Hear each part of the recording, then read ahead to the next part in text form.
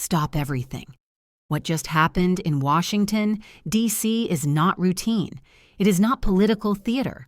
It is something far more serious and potentially historic.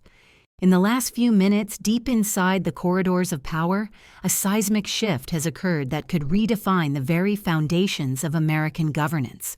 We are witnessing a direct confrontation between political authority and institutional enforcement, a moment where commands were issued and then ignored. According to multiple sources, officials inside the Department of Justice have outright overridden an order from former President Donald Trump, who in this hypothetical early 2026 resurgence scenario is attempting a political comeback while facing escalating legal pressure. This is not symbolic resistance. This is operational defiance. This is the moment when the machinery of the state grinds against the individual who once commanded it. Here's the timeline. It is February 4th, 2026, just after midnight on the East Coast. Earlier this evening, Trump issued what his team described as an emergency order demanding a delay in proceedings tied to one of his most high-profile cases, allegedly involving election interference or classified materials, reignited by new legal developments. He justified the move by invoking national security concerns and executive privilege, amplifying the message through his political channels in an effort to rally public and institutional support. But then, something extraordinary happened. The Department of Justice did not comply. Senior DOJ officials, career attorneys, enforcement leadership, and reportedly figures connected to the Attorney General's office moved forward as if the order never existed. Proceedings continued. Enforcement actions advanced. The delay was ignored. According to insiders, this decision was finalized minutes ago during an emergency internal session held behind closed doors. The debates were intense. Career officials argued that any delay would fundamentally undermine the rule of law, especially after years of investigations that have already tested public patience and institutional credibility. The message from inside the DOJ was clear. This line would not be crossed. Phones immediately began lighting up across Capitol Hill. Journalists scrambled to confirm the reports. Social media erupted with speculation. Insiders describe alerts pinging across secure systems in real time. This was not just a legal decision, it was a declaration.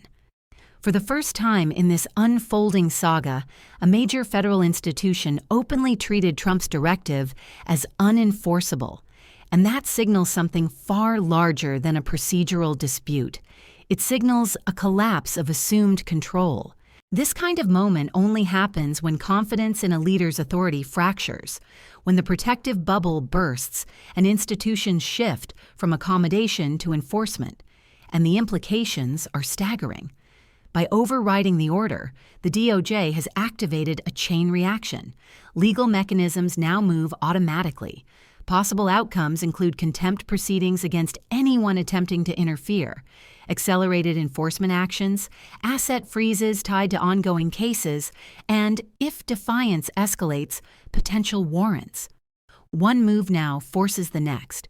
Behind the scenes, federal institutions are acting with speed and silence. This coordination suggests a shared belief that resistance is weakening, that Trump's ability to delay or dominate outcomes is slipping. The strategy has clearly entered a new phase: containment. Isolate the issue, prevent broader chaos, limit damage to the justice system, lock positions before escalation becomes uncontrollable, and escalation is coming. Trump's camp is expected to respond with public defiance, statements accusing the DOJ of overreach, emergency filings flooding the courts, and counterorders issued through sympathetic figures. But the terrain has shifted. This is no longer about messaging. It is about mechanisms. And now, the shockwave has reached Capitol Hill.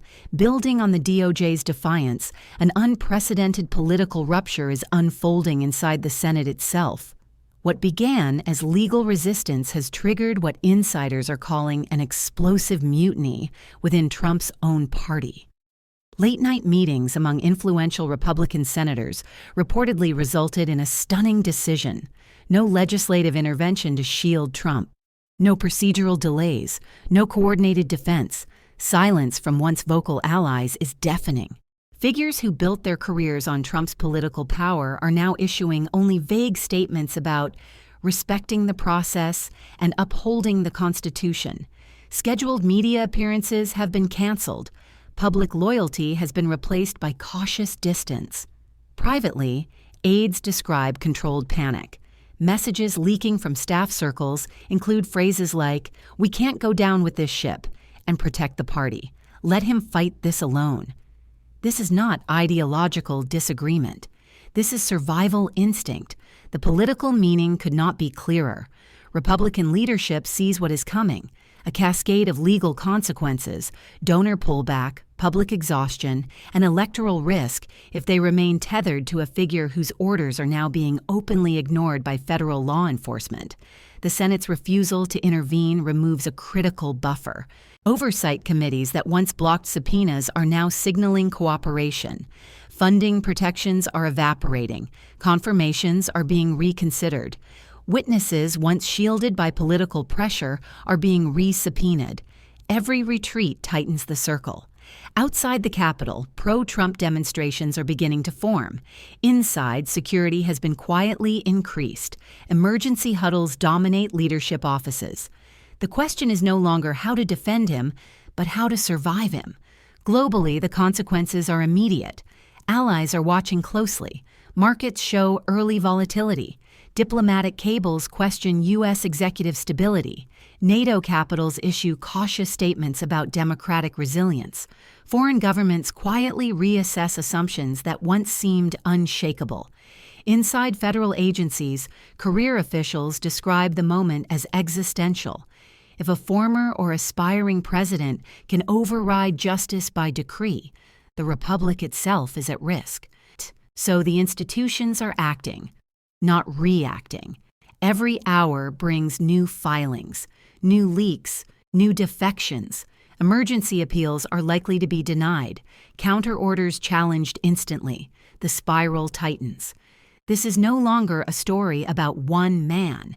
It is a test of whether the machinery of American democracy can still enforce accountability when power demands exemption. The outcomes have narrowed: enforcement, collapse, or historic confrontation. After this moment, nothing returns to normal. The old assumptions that loyalty overrides law, that institutions bend indefinitely, have shattered. The situation is irreversible, accelerating, out of containment. And now, the verdict unfolds in real time. The DOJ proceeds. The Senate steps aside or cooperates. Courts rule, markets react, allies recalibrate, and the American public watches, some in anger, some in relief, most in stunned disbelief. The test is underway. The only question that remains is whether the system holds. And that question is no longer theoretical. As the morning progresses, the consequences of this rupture become impossible to contain. The federal system, designed to move slowly and deliberately, is now operating at an unfamiliar speed. Agencies that once deferred to political leadership are acting with a single priority: enforce the law regardless of who stands in the way. Inside the Department of Justice, preparations intensify. Prosecutors move forward with filings that had been held back for months, even years, awaiting political clearance that no longer exists. Deadlines are enforced, extensions are denied, investigative teams are instructed to proceed without regard to external pressure.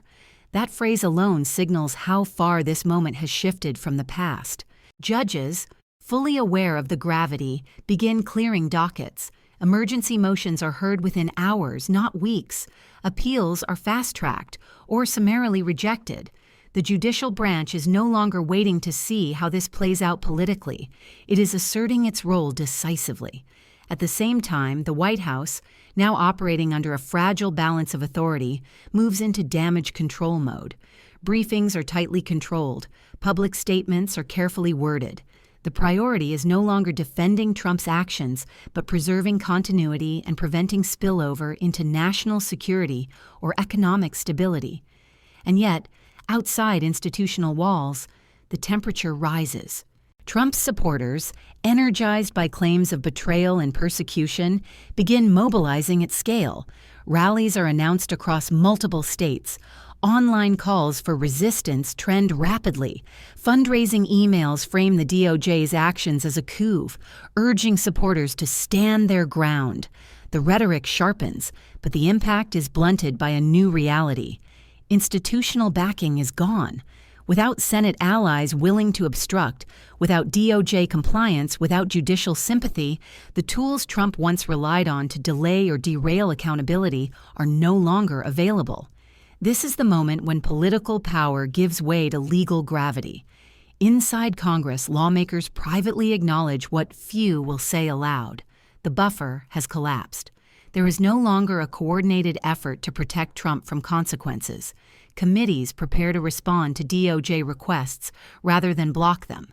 Subpoenas that once stalled now move forward.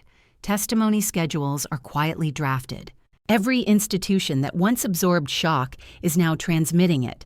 Markets react accordingly. Volatility spikes as traders price in instability not seen in decades. Credit agencies issue cautious statements. International investors hedge against prolonged uncertainty.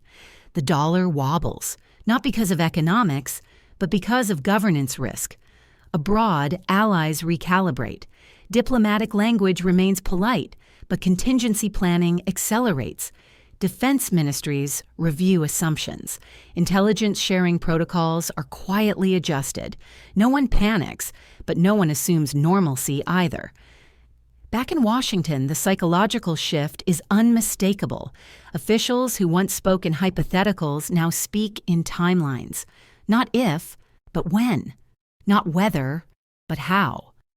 The system is no longer asking permission. It is executing, and Trump himself becomes increasingly isolated. Advisors dwindle. Calls go unanswered. Former allies offer sympathy but no action. Statements grow louder, more defiant, but less effective. Each post, each outburst is met not with concession, but with procedural response. Another filing, another ruling, another step forward. This is what enforcement looks like. Not dramatic arrests or public spectacles, but the steady, irreversible narrowing of options. By the end of the day, it becomes clear that the crisis has crossed a threshold. There is no off-ramp back to the old equilibrium, no negotiation that restores political immunity, no pause button left to press. What remains are outcomes, not arguments. The system will either complete its course, proving that no individual stands above it, or it will fracture under the strain, exposing vulnerabilities that may take generations to repair. Either way, the precedent is being set now, not in speeches, not in rallies, but in filings, rulings, refusals, and silence. And history will mark this moment not as a single decision, but as the point when institutions stopped bending and started holding. And as the nation watches, one truth becomes unavoidable. This is not the end of a political career. It is the beginning of a reckoning over whether the rule of law still governs power in America. The answer is coming, and it will not be negotiable.